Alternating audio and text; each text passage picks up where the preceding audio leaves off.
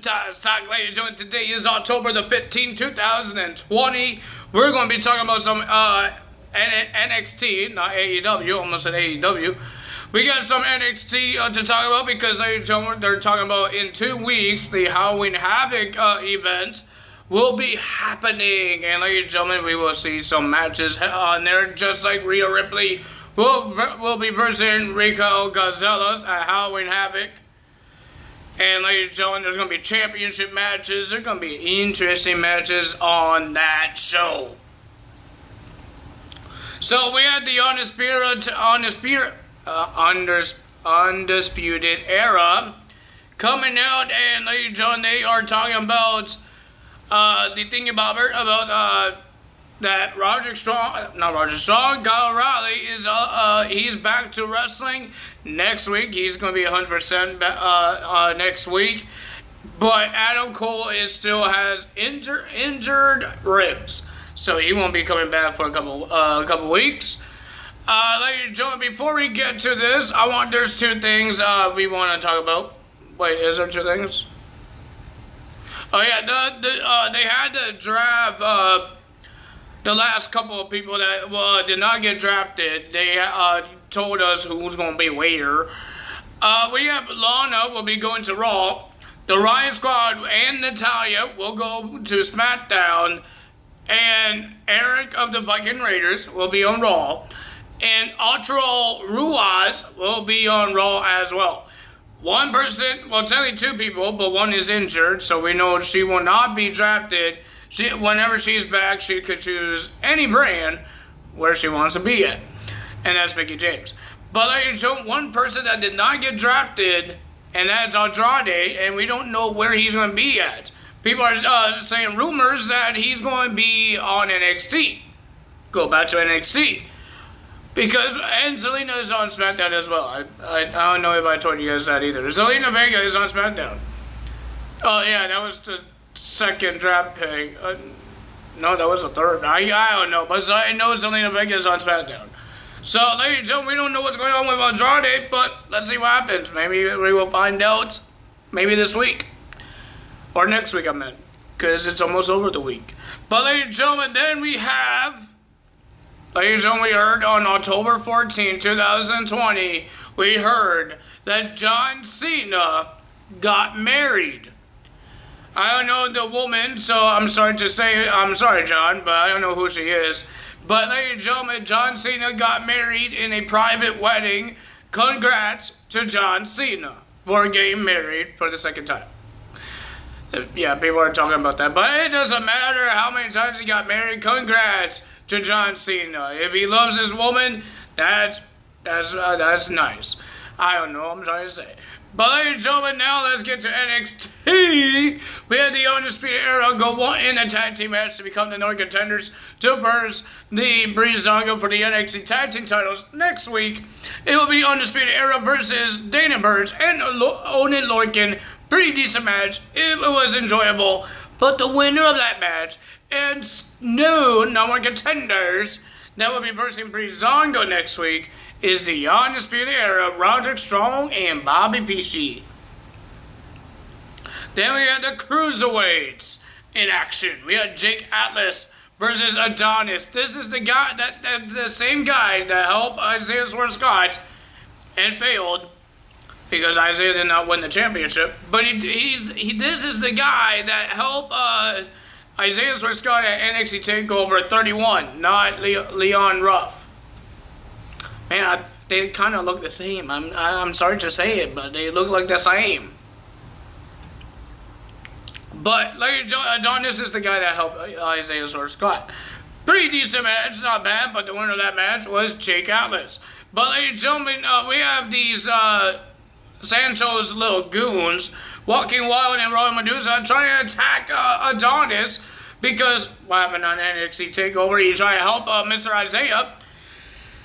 Jake Atlas did a Topa whatever it's called. He did a suicide dive, a jump over the top rope to attack Walking Wild and Royal Medusa. And then they went back in the ring, Adonis and Jake Atlas, to help each other. And then here comes Santos to make it uneven between make it 3-on-2, and then when they're about to get to the ring, we saw Isaiah Scott brought some chairs, 3 chairs for him, Jake Atlas, and Adonis to fend off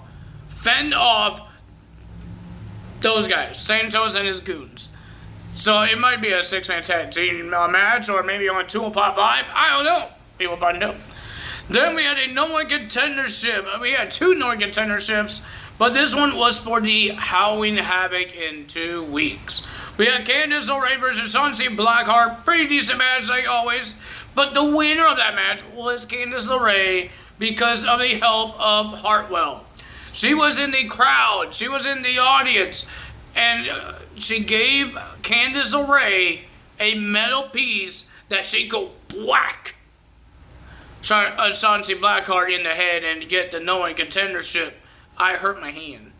So Chauncey Blackheart loses the match, and she's not the no one contender, but she is the host of Halloween Havoc. That's still a good thing for her.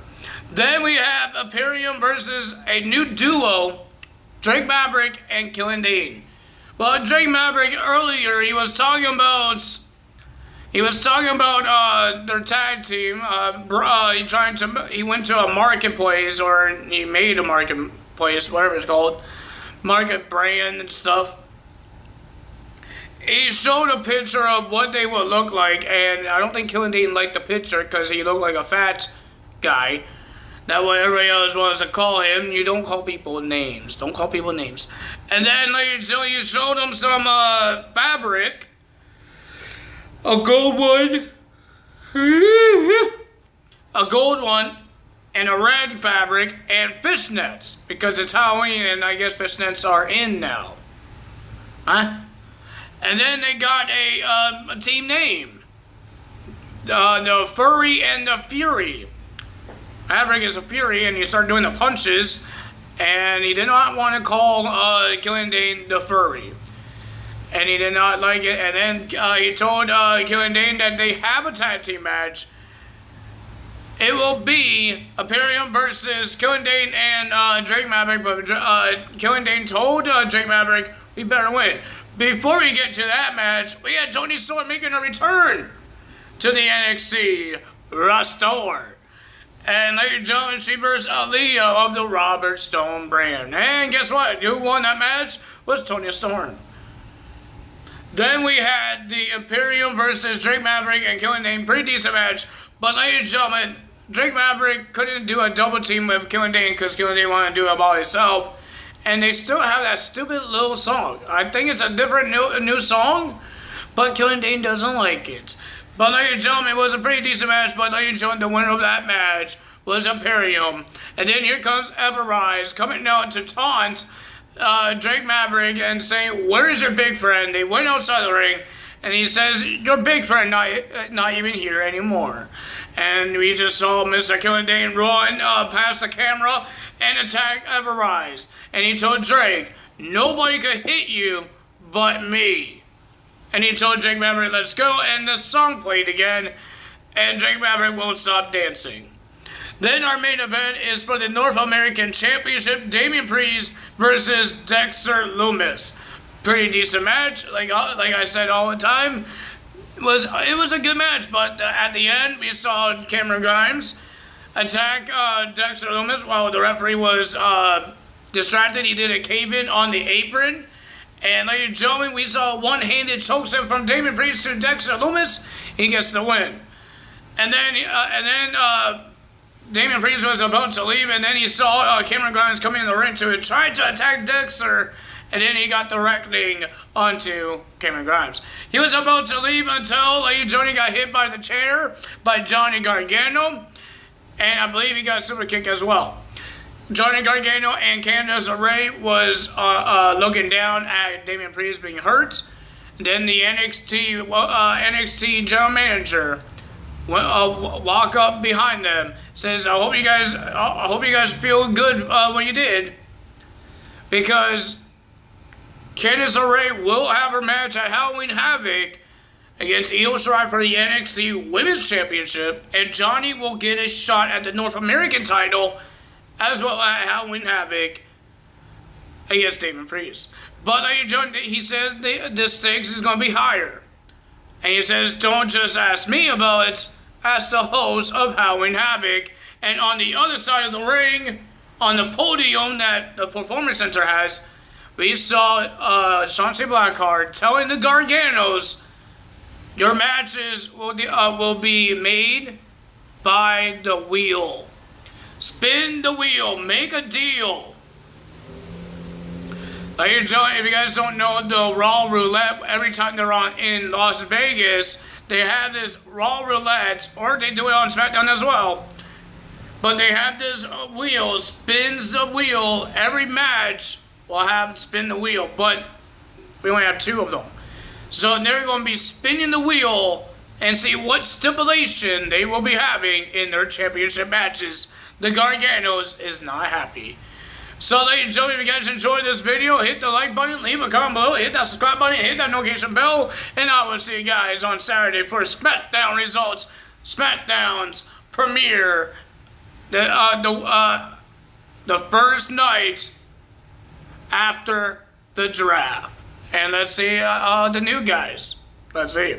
And some guys are having their last matches to when they leave their brand and come to the new brand, like Braun Strowman, just like Kofi and Xavier, just like Sheamus as well.